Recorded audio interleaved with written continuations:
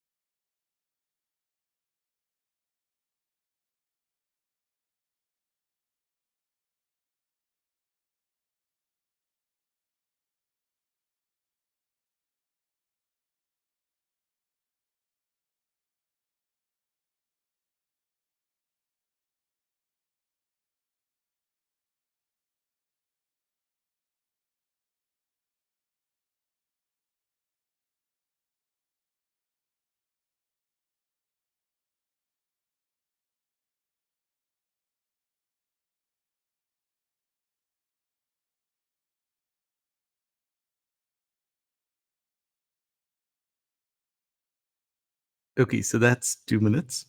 Now, just a quick check. What do you guys think that this question is testing? Let me have your thoughts in the chat window. What concept do you think we're being tested on here? Okay, so I've received 3 votes for subject verb agreement. Rishabh could be thinking about the subjunctive mood. Ooh, Ansh is saying absolute phrase. Okay, okay. What I really want to know is which concept would you like to start with? This is very important. You always start with the concept that you are very sure about. Which concept do you think we should start with? Okay, Divya is saying subject verb. Any other votes? What's our starting point over here? What do we feel very confident about applying? Okay, Dipanjan is also saying subject verb agreement. Rishabh also is saying Nishi is perfect. So over here, I completely agree with you guys. This is, I think, the best way to enter the question. Now, there are no right or wrong answers over here, right? So you can choose something that you're more comfortable with. But I think that you guys are doing the right thing by choosing subject verb agreement. Now, very clearly, when we say the regulatory body, right, the regulatory body is singular. So we're not going to go with any option that pairs a plural verb with a singular subject. So that takes out 2 options. That's B for Bravo, and E for Echo. Now, over here, let's quickly go over why this is so important. When we remove options, right, it's more than just a path on getting to the right answer. Removing the wrong options is very important to reduce your cognitive load. So when you're dealing with 5 options, it's very hard to keep track of things, right? Once you start removing a few options, you get closer to being able to analyze the remaining options in the way that you want to.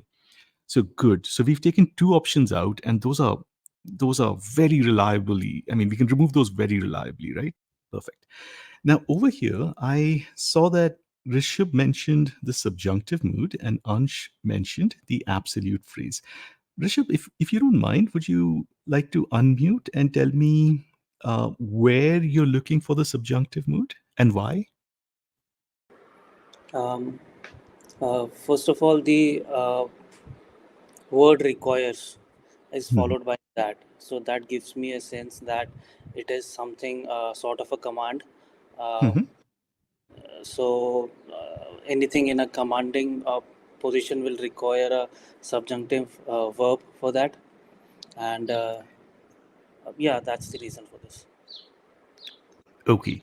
Now, here's the important thing. Once you've identified that some verb may require the subjunctive mood, right? Which option are you going to action on that basis? Like, are you going to select some option or are you going to remove some option? What are you going to do with this knowledge? Yeah, so first of all, the subject verb agreement, I will eliminate B and E, and then Hmm. I'll look for that rule that we follow for subjunctive mood, which requires a that after the that trigger word, and the verb should be in uh, participle form. So the verb is not underlined and it is in past participle form, so that makes me think that it should follow the subjunctive rule here. Right. So let me just give you a little bit of feedback on your approach. You're absolutely right. When we have verbs like require, right? Mhm. We can be looking at the subjunctive mood. And for example, if you say, I require that you solve some questions, right? Now, over here, what we have is this verb require, and then we have this that dependent clause with a subject and verb of its own after the that, right? And what you said is this verb needs to be in the, I think you said participle form, but actually it's the infinitive form. So, infinitive is the one that comes after to. uh, it should be the base form of the verb. I'm not well aware of the jargons. Perfect. So when you say the base form, you're absolutely right. That's the infinitive form, right? Good. Okay. So you know the concept. But just one small change to make over here.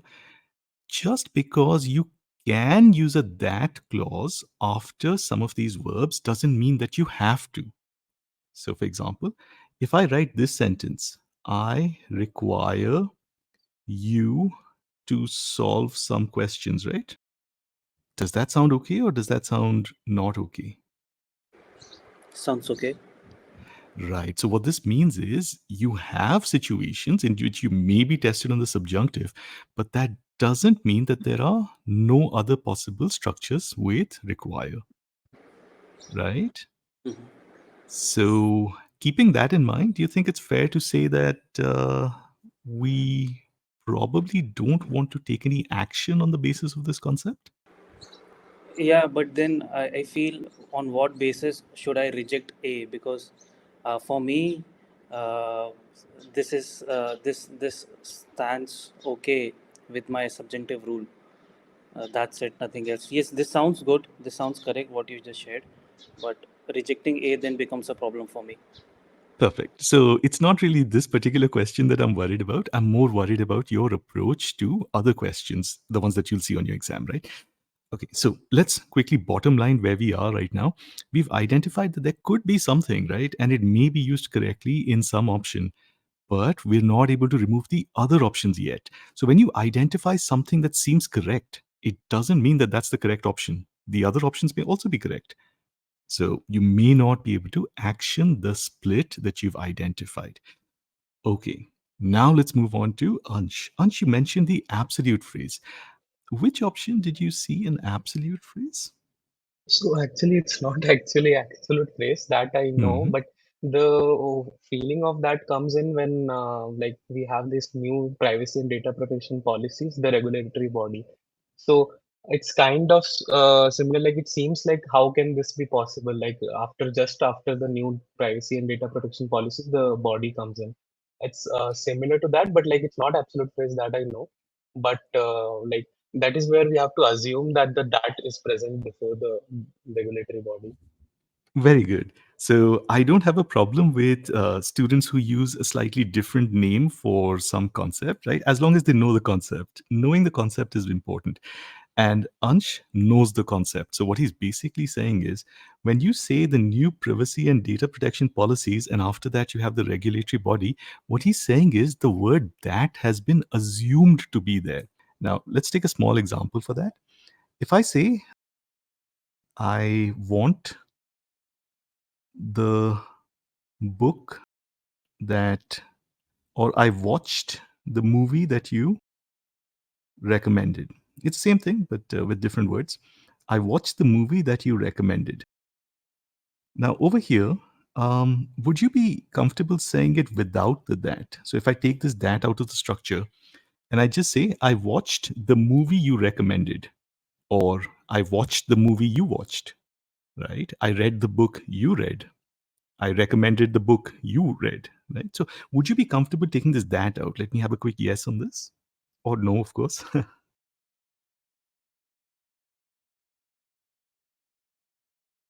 Okay, Ansh is not sure about this. Ansh, but this was your point. You were the one who said that that is understood. No, no, I Uh, said that mhm. that is not omittable here. Like it needs to be there. Oh, is there a rule that you read around this? Something that you're trying to apply, or are you doing this by sound? Yeah, by sound only. Like I watched the movie you recommended, so Hmm. it needs to refer back, right? Like which movie you watched, the one But that you recommended. that's the point. When you say needs to, are you overriding the sound with some rule that you read somewhere? I'm just asking you by sound. So, for example, if I say, I played the game you played, or I watched the movie my brother watched, just by sound. Mm, Remember, don't override with some rule, just by sound. I it's solved the okay. question you solved. That's okay. Yeah. Yeah, so what's happening over there is that that is literally being omitted. It doesn't necessarily have to be put over there. So let me give you another sentence. The new policy the government implemented, right? So the new policy the government implemented. Sounds okay, right? The new policy that the government implemented. Quick Yeah. check, Ansh, right? Yeah. Perfect. Now, let me just give a little bit of background on this. Some resources say that the that cannot be removed on the GMAT. For some reason, they say the GMAT never removes the that. This is not true. There are questions in which the that is not present in such situations, right? And that's because this is allowed in English. Now, just because in 80% of the questions the that is present, right, doesn't mean that in other questions it cannot be present. So the bottom line on this is our approach is prefer the that, but don't make it an absolute rule. In other words, if you don't see a that over there, it's a level 3 error. It's not a level 1 error. The sentence doesn't become impossible. Okay, now that we've done that, let me come to the main point that I want to ask. And this is probably something that some of you may have thought about. Did any of you remove an option over here because it sounded bad? That's it. That was your only reason to remove that option. It just sounded weird. Let me have a quick check. Okay, Dipanjan is saying no.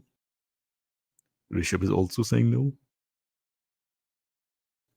Okay, Nishi is saying yes for option C. Now, this is the point. When you remove an option because it sounds bad, right? That is literally your last resort. What you're saying is, okay, look, I'm not sure how to remove some of these options. Let me just go by sound. Now, to be clear, removing something on the basis of sound is not wrong. You can do it. It's just that if you're not sure about it, then that removal of that option is also not very sure. It's not a sure thing at all. Because if you are not sure, then your call is not sure, right? So over here, what we're going to do is we're quickly going to discuss the correct option. The correct option is C, C for Charlie. That's the right answer. And we're going to discuss why it is correct. But before that, we're going to understand what this idiom is. This requires of that you see over there, right? Now, when you say require of, I require, for example, if you say I require X of Y, what this basically means is so require of means require from. So when you say I require X of Y, what you're saying is I require something from Y. Now, my guess is that require from probably sounds better than requires of. Nishi, can I just get a quick check? Does require from sound better than require of? Yes. Right. And that's the point, right? The both of these are correct. One of them sounds better, but both of them are correct. If we're not sure that requires off is wrong, right? If we're not sure about that, then we should hold on to that call. We should do something else to take the decision. Now, let's come back to possibly the most reliable way to solve this question. And this applies to all options, but we'll focus on option A because that's the one that most people end up marking. So we're going to understand why option A is not correct. Now, we're going to take a look at the structure of the sentence. Industry representatives maintain that, right? Now, instead of saying industry representatives, let me use a different word. Let me say my students. My students say that. Now, I just want you to complete the sentence in any way that you want. I mean, anything that you want after this, that.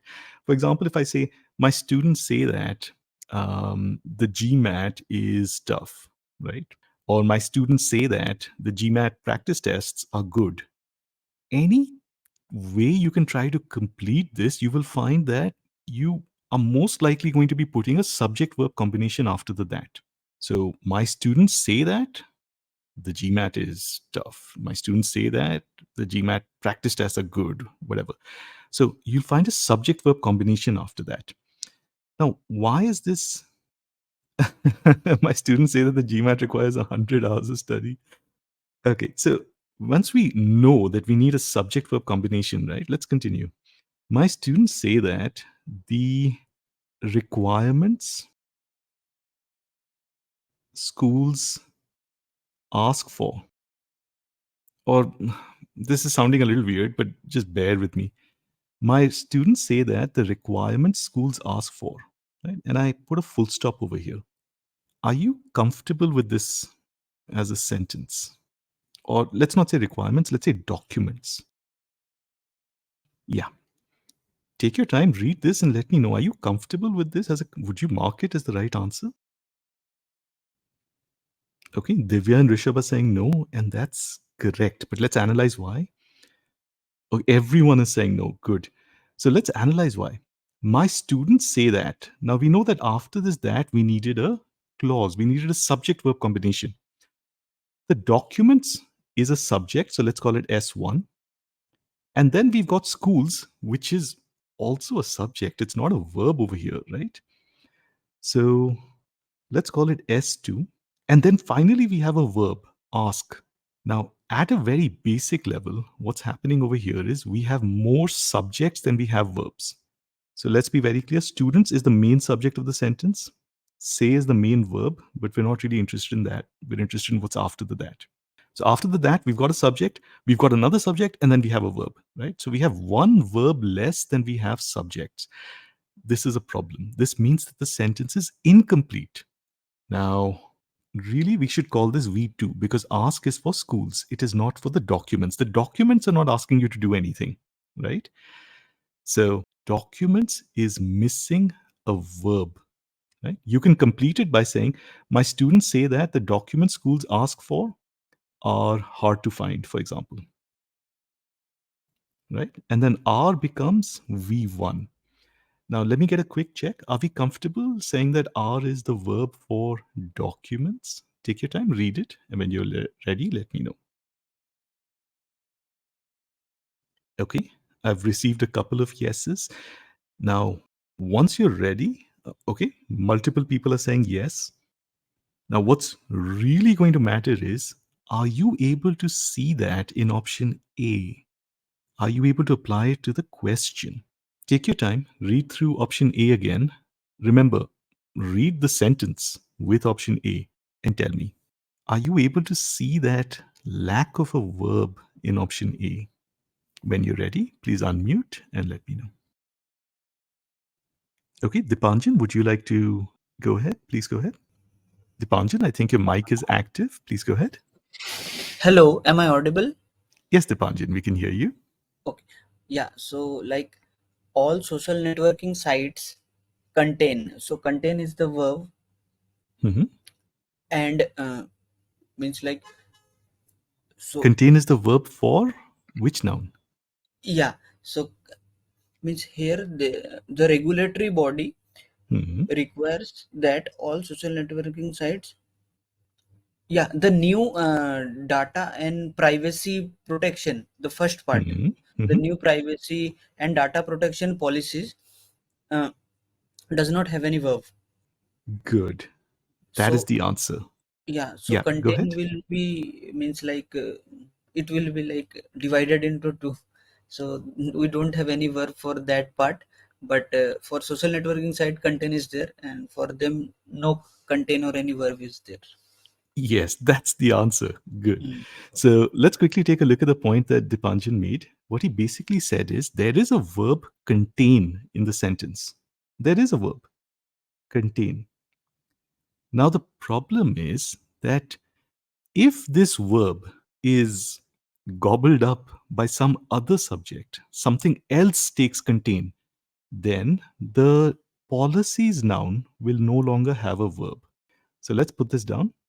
X maintains that the policies the body requires that.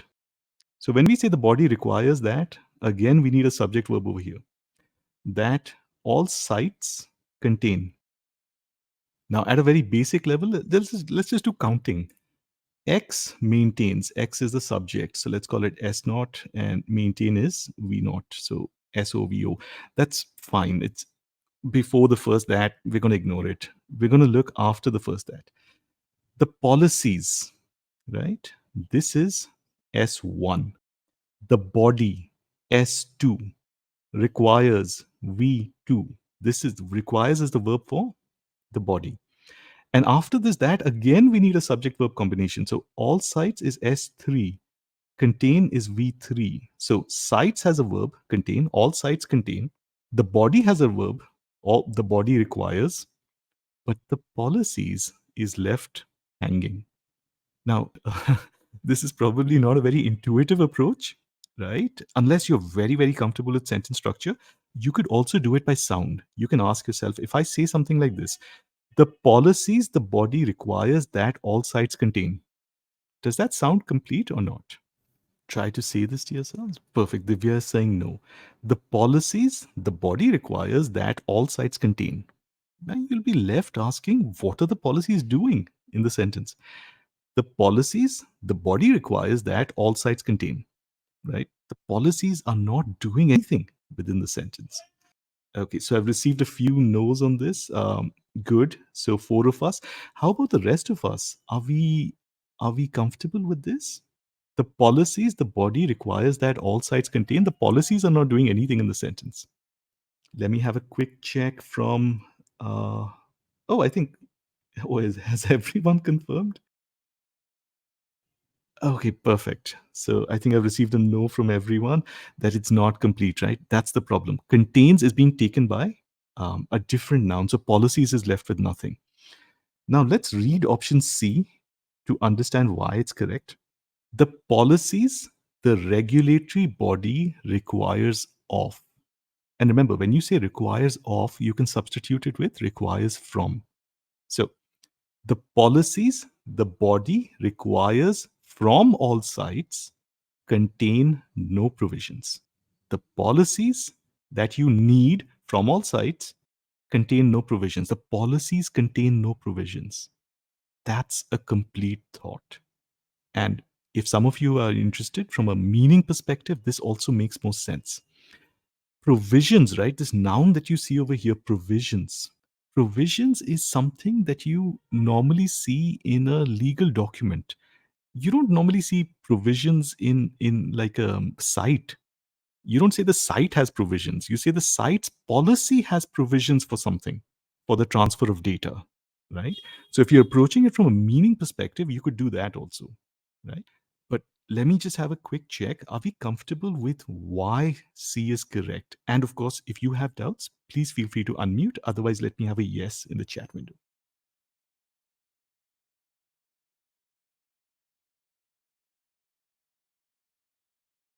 Awesome. Of course, Divya, we can discuss D as well. So now, um, look at the end of option D. Do you see that it has this 2 over here? And after this 2, you have contain, right? So if you say the regulatory body requires all sites to contain, right?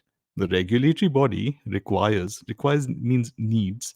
So the regulatory body needs all sites to contain some provisions. Now over here, again, the to contain is now an infinitive, and it is again going to sites. So now it is no longer available to policies. So policies is again left without a verb.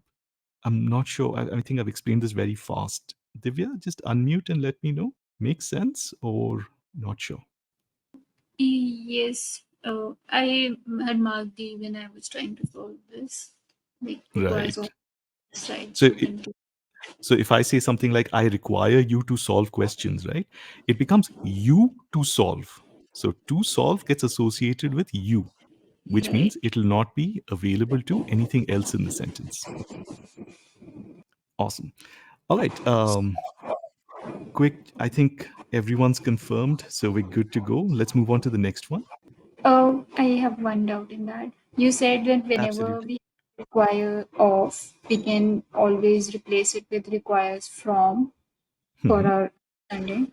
So they mhm. both mean the same and we can interchangeably use them. Like we will never have a question which gives us the choice between require of and require from, or there are some exceptions. So I have seen GMAT questions which use require of, right? So that is certain that this idiom has been tested in the past. Not very often, but it has been tested, right? But the second thing that you're asking, can they give you a situation where require of and require from are both there? Technically, yes. I have never seen it, right? That they're forcing you to choose. I've never seen that. But technically, they can give that to you. But my guess is that that would be a false split. A false split is when there is a split, but both of them are correct. Quick check. Sounds okay? Yeah, so basically they both all would always mean the same. There are no exceptions. They do mean the same thing, yes. Now, of course, randomly you might have an off somewhere in a sentence that is not associated with require, right? That's different. Random off or random from. But when you say I Right. require something of someone, it literally means I require something from them. Okay. Awesome. Thank Now, let me get the next question up. All right. So you again have 2 minutes. Please go ahead.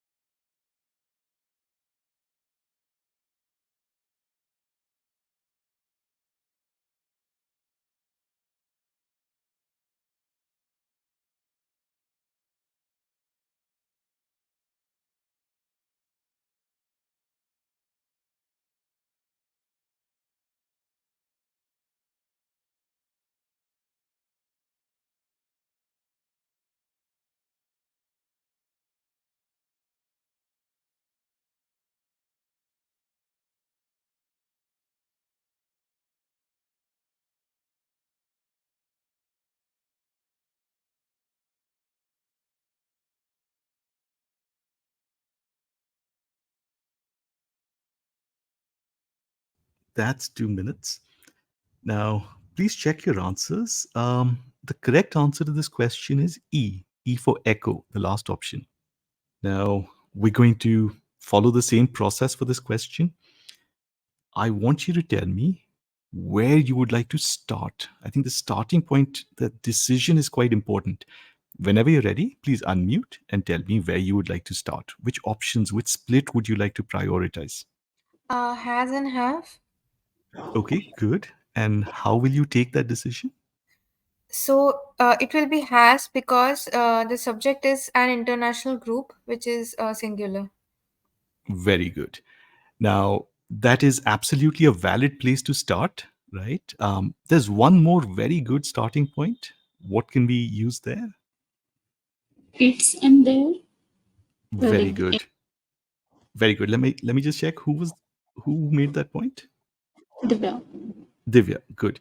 So Divya, I think both these points are very good. In this particular case, I think I have started with the it's and there, and I thought that the there is clearly going to be wrong, right? And how would we say that this is like a very reliable call? Why would we say that the there is definitely wrong? Of course, this is open to everyone. Whenever you're ready, let me know. So Go ahead. There is no plural noun.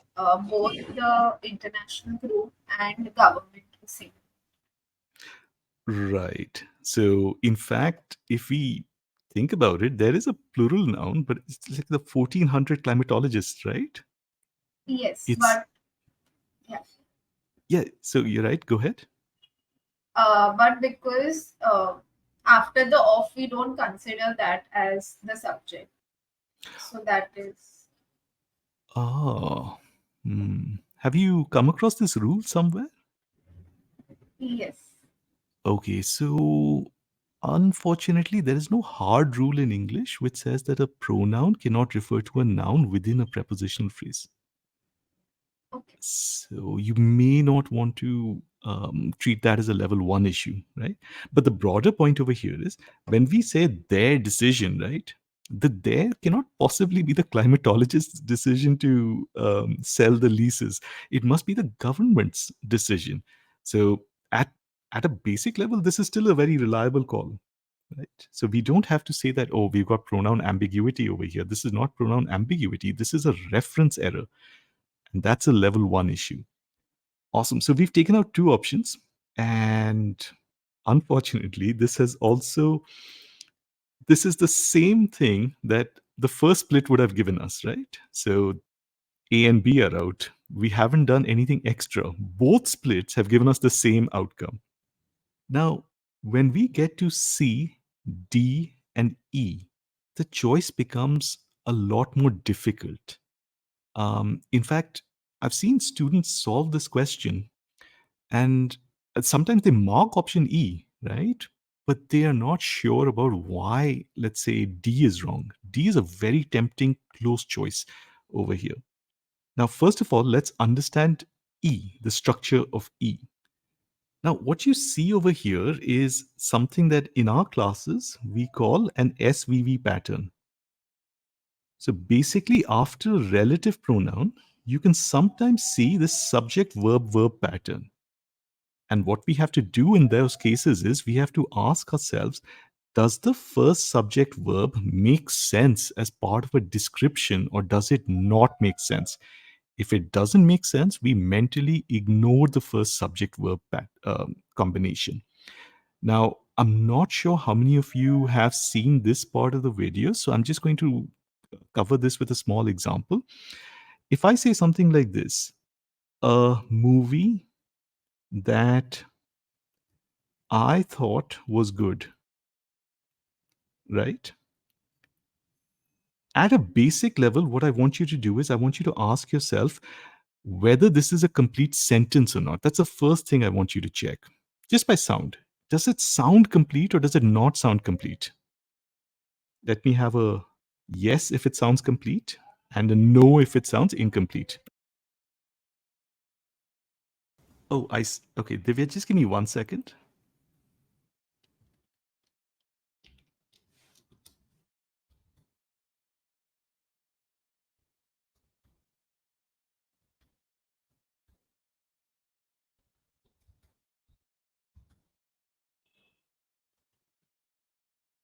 Yeah, please excuse my extremely slow typing speed. I am not.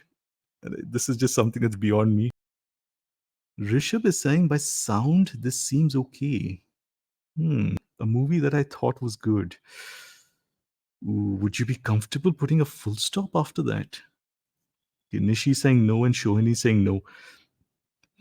So Rishabh, uh, remember, don't try to apply a rule over here. Just ask yourself, a movie that I thought was good, does it sound like you've completed whatever thought you were trying to, convey or communicate? Okay, perfect. Rishabh's also got it. Right. So what's happening over here is after that, when you have a subject, verb, verb, right? I is a subject, thought is a verb, was is a verb. When you have a subject, verb, verb like this, you must check whether the first subject verb is part of the description.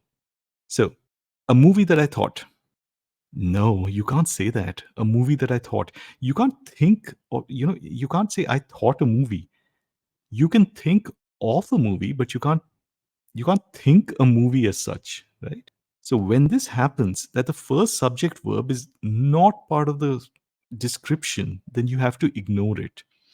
So what happens there is the actual structure is, so come back to option E. An international group of more than 1,400 climatologists has released a statement that the government claims. Now, is the government claiming the statement itself? Right? That's what you need to check. Are they claiming the statement? They're not claiming the statement. Claiming is a way of saying says over here, says. The government says. So you ignore this just to see the structure. And it becomes a group of 1,400 climatologists has released a statement that is an unfair criticism of its recent decision. And who is saying that it's an unfair criticism? The government is claiming that. So the government is claiming that this statement is an unfair criticism of the government's recent decision. Quick check. Are we able to see how that SVV thing is working in option E? Let me have a yes, or of course, unmute and ask your doubts. Okay, I've received some yeses. How about Priyanshi? Priyanshi's confirmed, and Shohani's also confirmed. Excellent. Now let's get to options Uh, C. Yeah, I'm please go sorry. ahead. No, please go ahead. Here we are saying, like, basically a statement that the government claims is. So the two verbs are claims and is. So the claims is the verb, like there are two words. So Hmm. claims for government is the verb for statement, right? Say that last part again, please. The claims, I'm sorry, there's some work going on here. The claims is the verb for the government, like in Hmm. our language when we say, and then and is the verb for statement. That the Yes. claims is. So Yes. in Good. the example that you gave, a Hmm. movie that I thought was good, I Hmm. thought, like I is the subject, thought Hmm. is the for I, Hmm. and was like a movie was good. So was could be the verb for the movie. Then how is that statement wrong? Okay, so let me write it out just next to E. A movie that I thought, right? So you take this I thought out of the picture, and then you say a movie that was good. So what's happening here is now this is being slightly technical, but if you remember this, it'll help you never make this mistake again. When you have a relative clause introduced by that, right? And you get a single verb after it, the verb is actually for the subject of that verb is actually the that. It is not the movie. So the subject is that, and the that is pointing to movie. It takes its singular plural signal from the noun movie. But the subject of the was is that. Okay, Divya, quick check. it still has the verb, right? Like I mean, we still have a subject verb pair. No, we don't. We have a dependent. Okay, so we have multiple possible subjects and only one verb.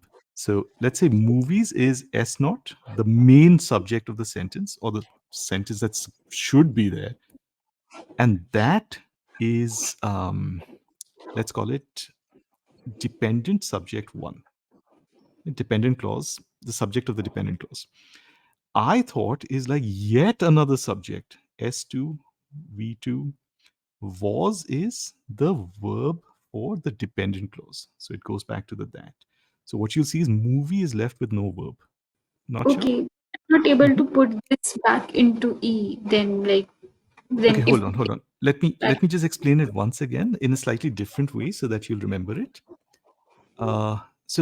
One thing you can do is you can always go back to the videos and watch this part of the discussion over there, this concept. It'll be explained in greater detail over there, right? But another way you can do this is, so have you heard the term relative clause before or not sure? Yes, yes, You've heard it, right? So when you right, right. say that you have a relative clause, right? A relative clause is always a dependent clause, the entire relative clause. And a relative clause always ends up describing something before it, ideally as close as possible, but something before it, right? In that sense, if it's describing a noun before it, it becomes an adjective. So, whatever subject, whatever verb you're seeing inside the dependent clause can never be the subject or verb of the sentence. A relative clause can never, ever act as the subject or verb of your sentence. It'll always be a descriptive element in your sentence describing something before it. So, when you see a relative clause describing a noun before it, just consider the entire relative clause as one huge adjective, and that's it. It doesn't provide anything else to the sentence. No subject, no main subject, no main verb. Divya, better if you look at it like this? Yes. Right. Awesome. Now, to apply it to E, right? One strategy that some people use is instead of saying I thought or I claimed or I believe, a movie that I believe is good, a movie that I thought is good, a movie that I claim is good, instead of doing that, some people just replace it with according to me. According to me. Or another option is in my opinion, right? If they want to see how the sentence structure works. So, a movie that I thought was good, they will just say a movie that, in my opinion, was good, or a movie that, according to me, is good, right? So, this helps them understand that what we're saying is a movie that is good, according to me, right? This is what we are trying to say.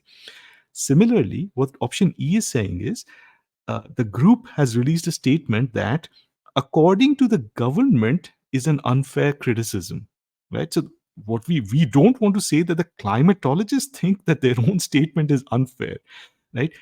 According to the government, it is unfair. And that's what E is doing. So, if you want to replace that, the government claims with according to the government or in the opinion of the government, right? That may help you read E more easily. Quick check. Let me have a yes on this if you're comfortable with E or a no. I mean, unmute and ask your question if you're not sure. Okay, Dipanjan is not sure. Please unmute Dipanjan. Let me know. Hello, am I Yeah, audible? Dipanjan. Yeah, of course. Yeah. Please go ahead. So the only thing I wanted to ask is like a statement after that you are telling that in my opinion, In the government's opinion. in the government's opinion. Hmm. Then also after that means what then what is the verb for a statement? A statement does not need a verb. So the actual verb of the sentence is has released. So look at it this way. If I say, I have released a statement is the object of the verb released, right? Yeah. Mm. Have released is the verb and statement is the object. It does not need its own subject to complete the sentence. And a statement then that is coming. That is just an adjective descriptive element describing statement. Okay, So clear. I have released some statement, Hmm. Hmm. right? Clear. Excellent. All right. Now let's get to the tough ones. Like option D is the one that I really want to discuss. Now, option D, the problem with option D is it's not impossible. Um, in fact, it's a very close option. And just to be ultra clear on this particular split that you see between D and E has been tested on the GMAT in an earlier question. And it's a very, very hard split. Basically, what's happening over here is option D is capable of being interpreted in multiple ways. So let's read option D first. An international group has released a statement that the government claims to be an unfair criticism, right? Let me give you a slightly different sentence. If I say the actor has released a statement that he will play James Bond in the next movie. So the actor has released a statement that he will play James Bond in the next movie. Now, over here, what we're saying is the actor has released a statement and then we are providing the content of that statement. Now, has released a statement that you must have seen this in the news in many cases. Someone has released a statement. I'm sorry, whatever I've written just seems to have disappeared from the screen. I have no idea what happened over here. I'm not good at the technical aspects over here. So let me just quickly write it again. The actor has released a statement that. So let me just quickly check. Are we comfortable saying that after statement that we can put the content of the statement?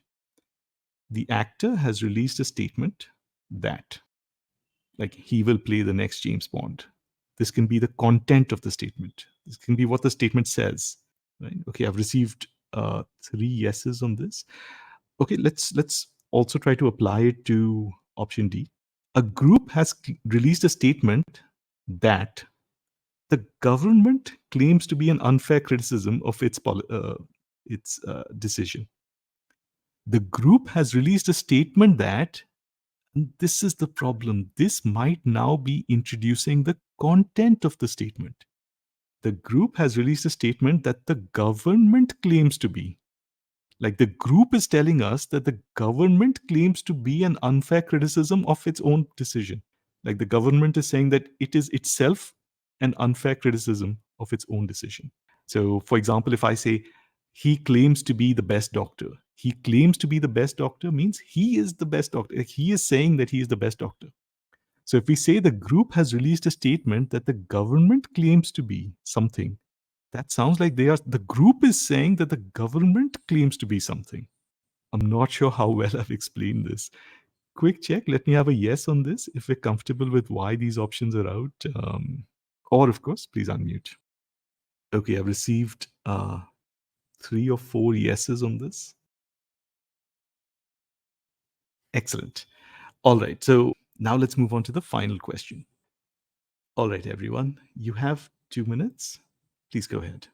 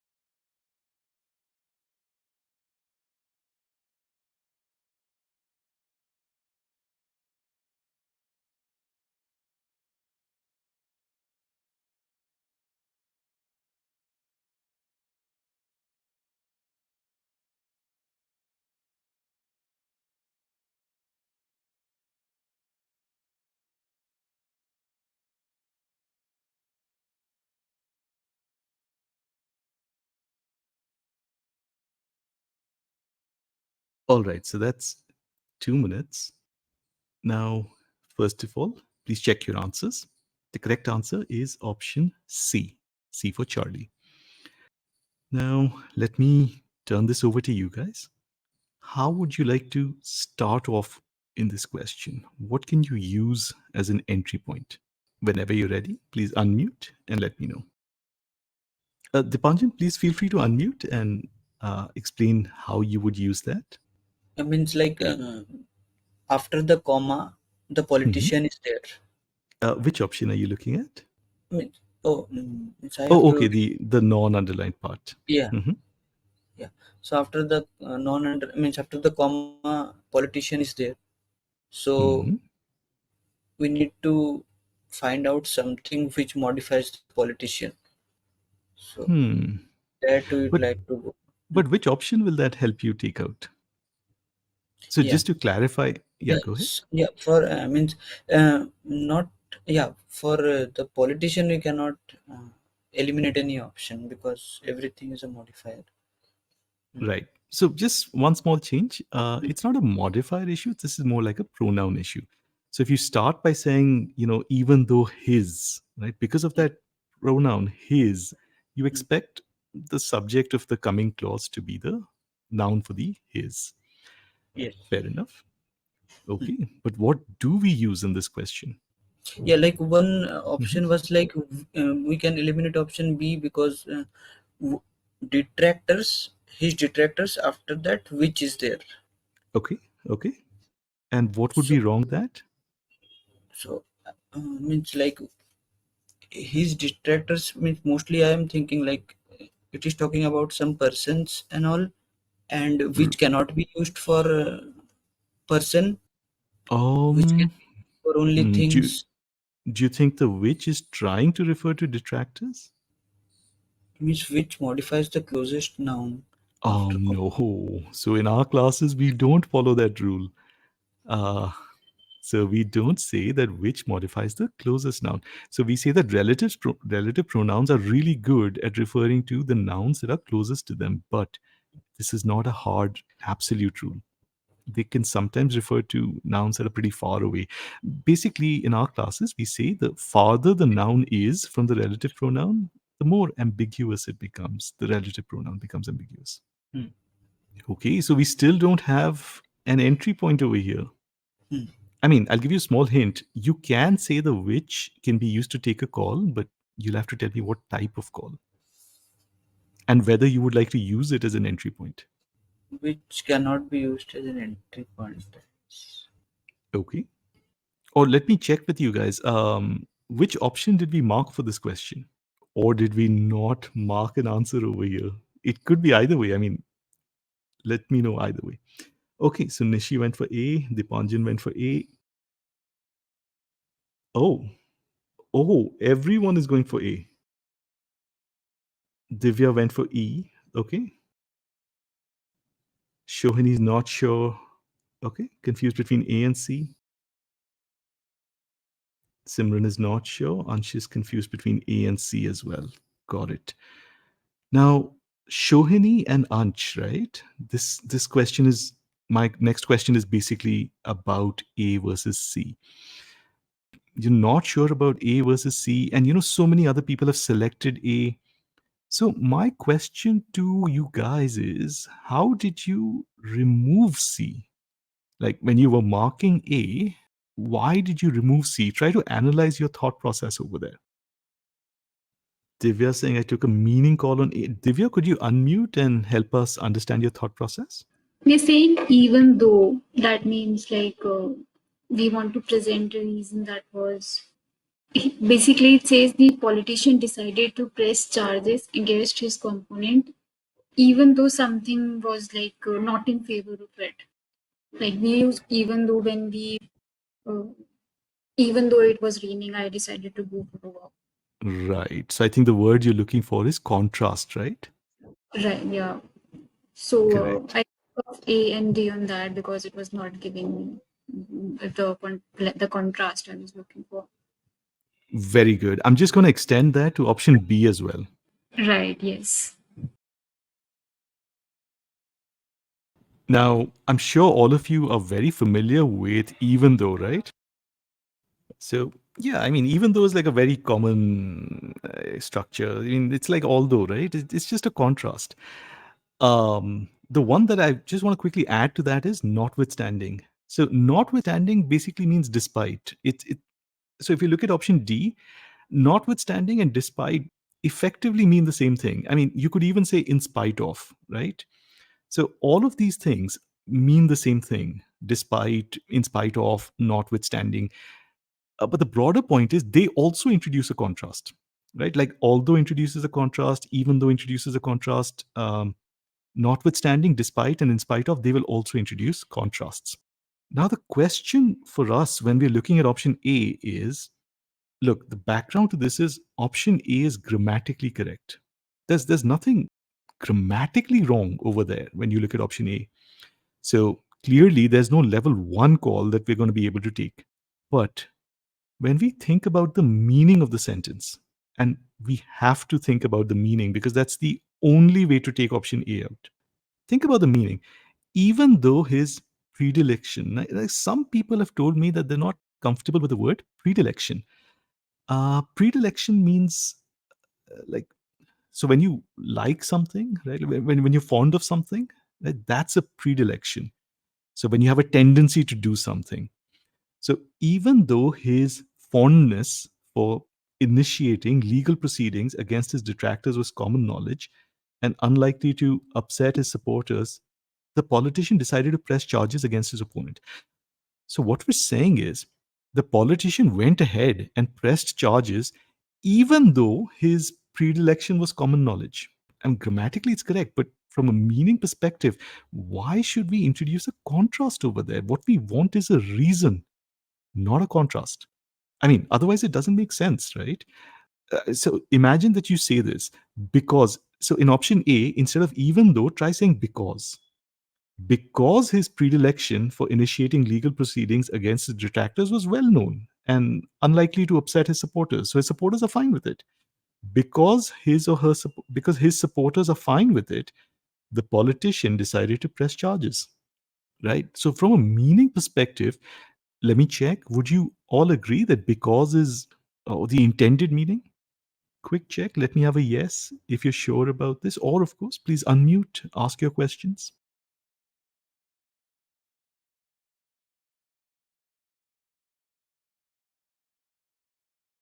All right. I think we've received multiple confirmations. Prabjit, just a quick check. And I think Simran also. Oh, yeah, yeah. That can make things slightly more complicated in this question. Okay, okay. So I think we're comfortable with why or how to take these three options out. Now we come to something that I see that Priyanshi is also typing something. Priyanshi, if it's a question, please feel free to unmute. You don't have to type the entire thing out. No, I was just saying if we knew the meaning of predilection, it was easier to uh, cut out A, B, and D from like as the wrong answer choices because there's no contrast there. Yeah. And just as a quick background to this, the GMAT doesn't often use, uncommon words. So predilection is not super uncommon, but it's not exactly one of the most common words that you're going to find in the English language. Now, in option E, we come back to the point that Dipanjan raised a while back about the relative pronouns. First, let's take a look at option B for Bravo, which is a relative pronoun. It's trying to refer to predilection, which is like way earlier in the sentence, right? So this is, at a minimum, this is ambiguous, right? So that's a possible level 3 issue. Of course, the level 2 issue is the better way to remove option B. But if you take a look at option E for echo, now the because is correct. This is not a problem. The that is the problem.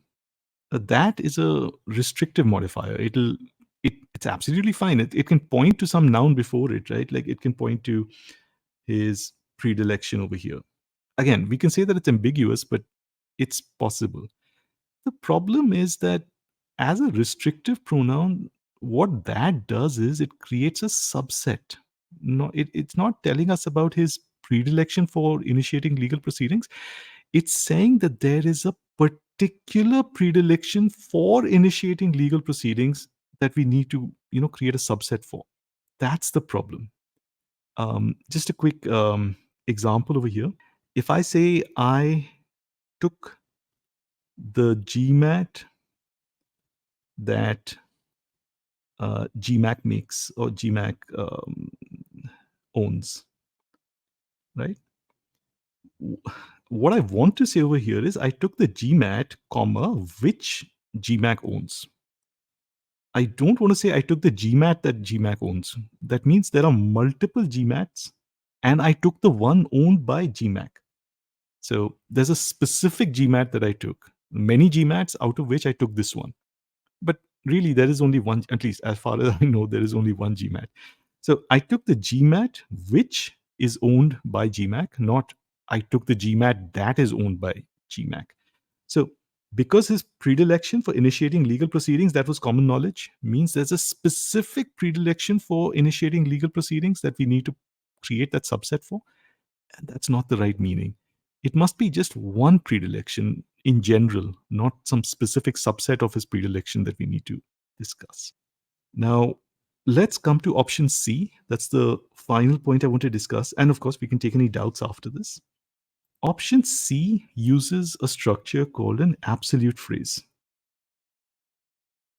Now, an absolute phrase is used only in writing. It's not used in speech, right? So when you're talking, you never use you use an absolute phrase.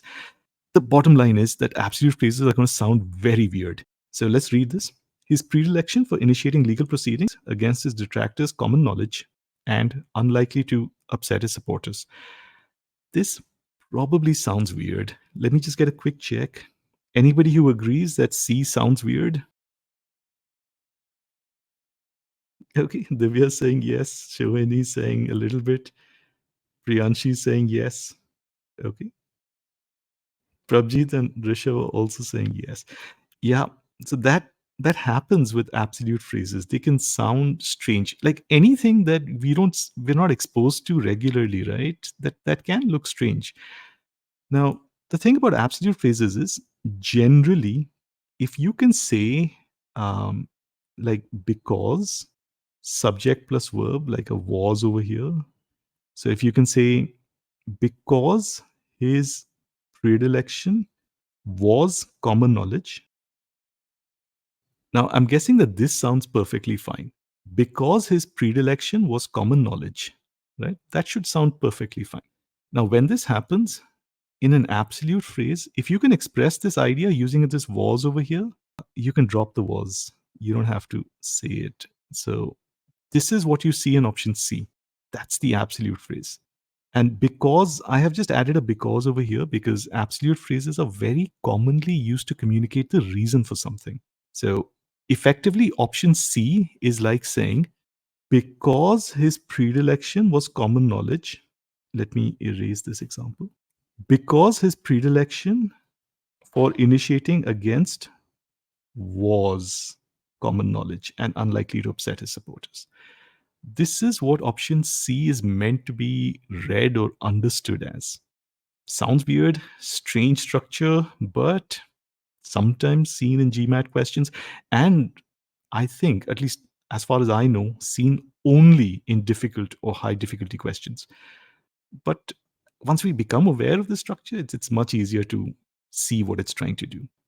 Okay, so that brings us to the end of the session. But before we just break for the day, I want to quickly check. This question is a high difficulty question. Any doubts over here? Anything that you want to ask? Please feel free to unmute. Divya, how do we identify the structure? So I think it's not a very easy structure to identify, right? What would really help is looking at a lot of examples of absolute phrases.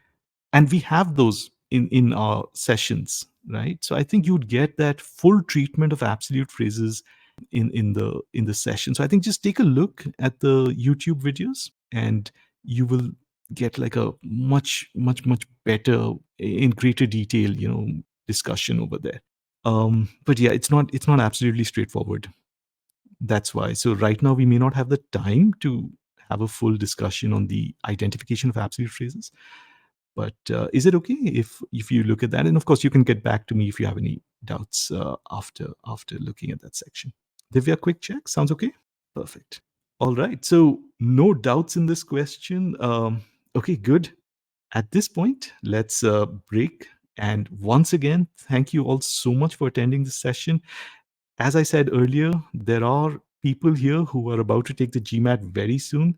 I hope we could give you like a nice short practice session before your GMAT. All the very best for your exam.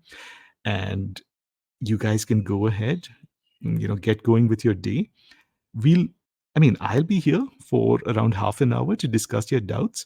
We'll take a quick 5-minute break, and after that, we can rejoin the session for those of you who want to stay back. For the others, thank you for attending the session. You're welcome, Ansh. You're welcome, Prabjeet. I'm happy it helped you. Hey, my pleasure, Rishabh. Have a good day. You're welcome, Dipanjan. Thank you. You're welcome, Sharani.